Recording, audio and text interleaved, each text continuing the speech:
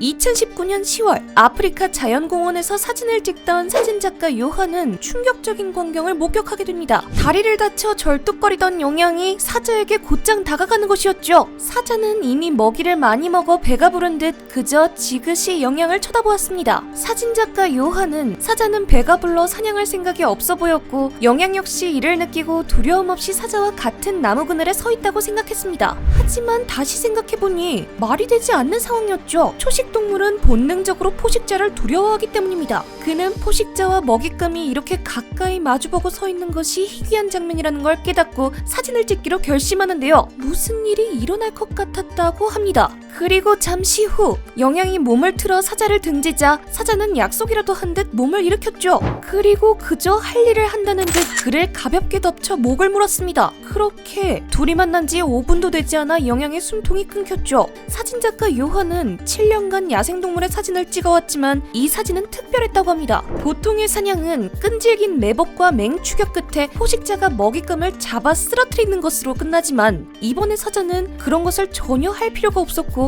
영양 역시 스스로 사자에게 걸어들어온 후 오히려 뒤를 돌아 사자에게 등을 맡겼죠. 요한은 이 장면이 마치 사람이 나무에 걸어가 사과를 따는 것처럼 그저 각자가 할 일을 하는 것 같았다는 소감을 남겼습니다. 이 놀라운 사진이 해외 매체에 보도되자 인터넷에서는 큰 파문이 일었습니다. 많은 사람들은 영양이 다리에 부상을 입은 후 자연에서 살아남기가 힘들다는 것을 깨닫고 스스로 죽음을 택했다고 생각했죠. 하지만 한편에서는 동물들에게는 그 정도의 사고 능력이 없다. 인간들은 어떤 사건을 볼 때 감정적으로 공감하는 경향이 있어 의미 부여하는 것이라며 동물들이 자살을 선택하는 것은 상식적으로 불가능하다는 의견도 쏟아졌죠. 보통 포식자와 조우한 초식동물의 영상들을 보면 앞서 본 사진과는 너무도 다른 모습이기에 더욱 기이하다고 할 수 있는데요. 어떤 상황에서도 필사적으로 도망치는 것이 그들의 생존 본능이기 때문입니다. 다리를 절던 영양은 왜 스스로 포식자에게 걸어갔을까요?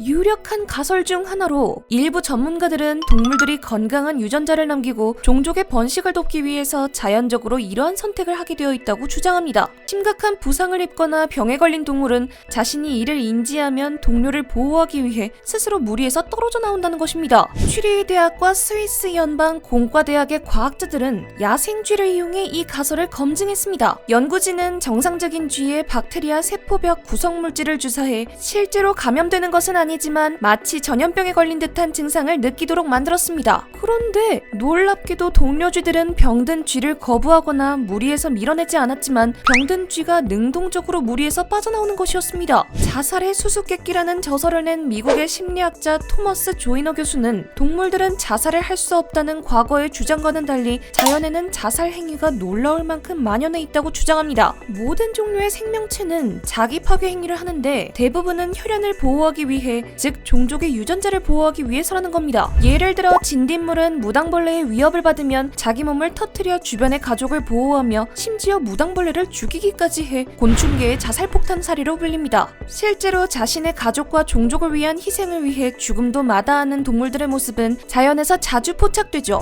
사자에게 새끼를 보호하기 위해 어미 치타가 스스로 사자를 유인해 맹렬한 추격전을 벌이다가 잡아먹히고 마는 모습이 제보되기도 하며 교대로 새끼를 맡아 보호하고 먹이를 사냥해오는 펭귄 부부 역시 자살에 가까운 상황에서도 죽음의 위험을 무릅쓰고 바다에 들어가는데요. 바다 표범에게 잡아먹힐 뻔해 피가 철철 흐르는 큰 부상을 입고도 육아 교대를 하기 위해 안간 힘을 쓰며 보금자리로 돌아오는 펭귄을 보면 자신의 아이와 종족의 번식을 위한 헌신적인 사랑을 볼 수 있죠. 마침내 이 부모 펭귄은 천적의 위험에서는 무사히 벗어났지만 보금자리까지 끝내 다다르지 못하고 그대로 정신을 잃고 쓰러져 죽고 말았습니다. 죽음의 위험을 무릅쓰고도 종족을 위해 헌신하는 동물들, 정말 종족의 번식이라는 이기적 유전자의 더 큰 목적이 생존 본능마저 이기는 것일까요? 그러나 이 가설로도 충분히 설명되지 않는 사례 역시 많습니다. 종족을 위한 희생이 목표가 아닌데도 스스로 죽음을 택하는 경우도 있는 것이죠. 동물들도 자살을 하는가 하는 이야기가 나오면 자주 언급되는 것이 40년간 아프리카에서 침팬지들과 함께 살았던 제인 고달이 관찰한 이야기인데요. 어느 날 제인은 강가에 누워 죽어있는 어미 플로의 주검을 발견합니다. 그리고 어미에게 매일 털을 골라달라고 조르던 아들 플린 플린트는 계속해서 강둑에 앉아 황망히 어미를 보고 있는 것이었죠. 플린트는 털을 만져달라는 듯 움직이지 않는 플로의 손을 당기는 등 계속해서 어미 주위를 맴돌았습니다. 그 뒤로도 시름시름 앓던 플린트는 밥도 제대로 먹지 않더니 한 달도 지나지 않아 어미를 따라 죽고 말았죠. 한편 어미 원숭이들 역시 자연에서도 자연공원에서도 자신의 죽음을 받아들이지 못하고 약 열흘간이나 자식의 시체를 안고 있는 모습이 자주 포착되는데요. 한 수의사는 이런 모습을 보고 가슴이 아파 죽은 자식의 시체를 억지로 어미 원숭이에게 떨어뜨려 놓았다고 합니다. 그러자 어미 원숭이는 충격을 받은 듯 구석에 가만히 앉아 있었다고 하죠. 수의사는 조금 지나면 괜찮아지겠지 생각했지만 일주일 뒤에도 어미는 그 자리를 떠나지 않은 채 먹지도 마시지도 않다가 그대로 쓰러져 죽어버리고 말았습니다. 그리고 이러한 동물들의 놀라운 모습은 아주 먼